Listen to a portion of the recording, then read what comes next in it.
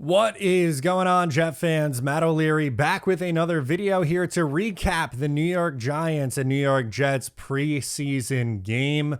It was a tough one for the New York Jets as they fall 31-12. We'll take you through and give you the highlights from each quarter here and the key moments from most of these drives. The New York Jets would start with the ball, and the starting offense really struggled passing the ball on that first possession. The Jets did pick up a first down because the ground game was pretty solid for most of the night. The final numbers maybe aren't as pretty, but they ran the ball well in the first half. Passing offense started 1 of 4. There was a high snap. It just didn't look really like they were in sync in that offense. And Austin McNamara would punt, and honestly, he was one of the stars of the game. Punt down to the 6-yard line. He got a lot of action tonight. Hopefully you don't see him as much in the regular season, right? I don't think you want him punting. Let's see, I'll scroll down on this side here. I have the stats for the end of the game, but he punted 6 times in this game and averaged 49 yards a punt. So obviously he was pretty good. Giants first possession, huge play deep down the field from Russell Wilson to Collins down to the 1. It was a huge pitch and catch. Andre Sisco in coverage looked like he got beat there. One he would probably like to have back. Singletary punches it in. Giants go up 7-0. Jets come back out, and they're running the ball. They're moving the ball pretty well at this point. And again, on the ground, they didn't really throw the ball at all. And the one passing attempt was an incomplete pass on third down from Fields to Wilson. So the Jets would settle for just 3 points here. But get back in the game with some points on the board.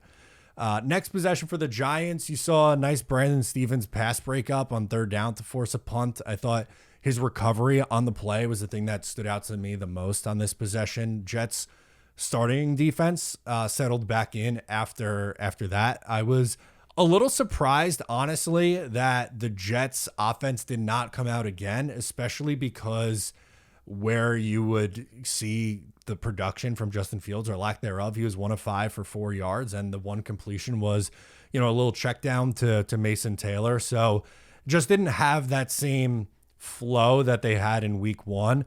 Again, on the ground, I thought they looked pretty solid for the most part.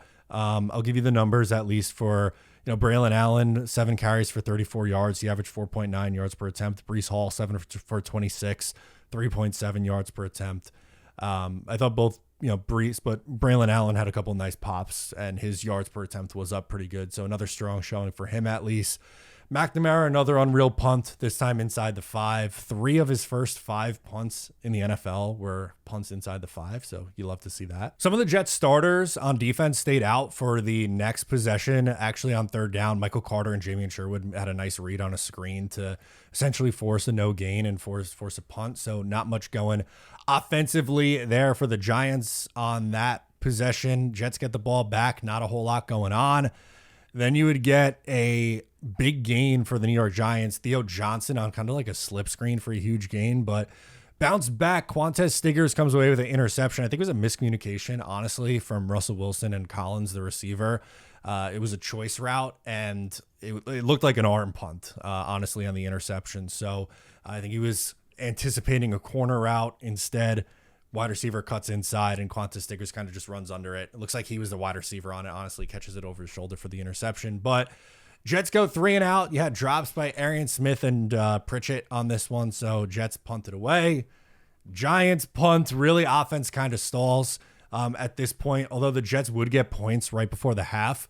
Arian Smith got really hot on this drive in the 2-minute drill, which was nice to see. Kind of ran out of time. They would, take their final timeout with just a couple seconds left, settle for field goal, 7-6 going into the half. And then out of the half really is when this game got out of hand. The Giants, start driving, and Jackson Dart, they had him come out throwing, honestly, and he put up some good numbers in this game, but was really just picking apart the Jets' second and third string defense. He would end up hitting the tight end Dulcich for a touchdown to put the Giants up 14-6.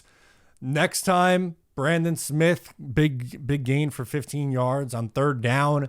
Later on in this drive, Adrian Martinez would end up getting picked off. He rolled out to his right and kind of tried to force a throw. ends up getting picked off. And once again, Dart comes out and they're throwing the ball. The Giants just eating away at this Jets third string defense at this point. They go down to the 1 yard line, and then Jackson Dart, quarterback, sneaks one in to go up 21-6. And that really, the interception felt like the turning point, right? Because it's 14-6. The Jets picked up a first down. I don't know if you could go as far as saying they were driving, but they picked up a first down. Could have got points and stayed in the game. Instead, go down 21-6.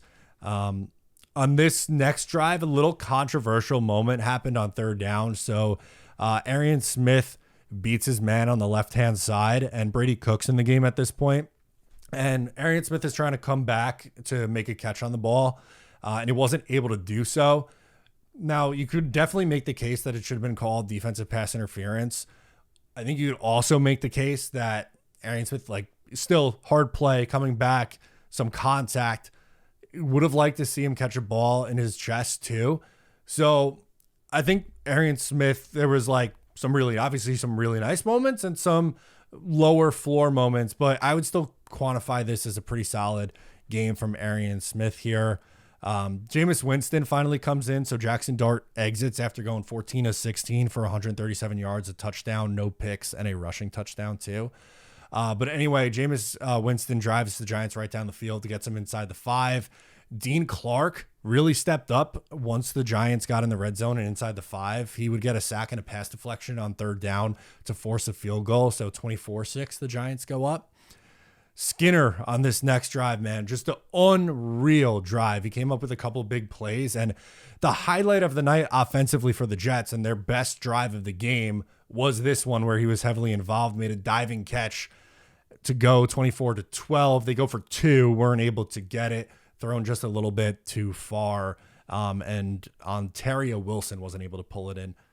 It would have been a tough play, but it would have been cool to see him catch it and make it a 24-14 game. But again, Skinner, really nice catch. He's fighting hard for a roster spot. He's fighting tooth and nail. Is it going to be enough to make this team? I don't know, but he's given it his best effort, and that was fun to watch him in the second half of this game. Jameis Winston brings the offense right back down the field, ends up quarterback sneaking it in, 31-12. A couple quarterback sneak touchdowns right on the goal line for the Giants. Jameis had one. I mentioned Jackson Dart had one. Offensively, after this, the Jets really just didn't do a whole lot at all. They actually went 3 and out on their next possession. Tommy DeVito came in. He took a deep shot.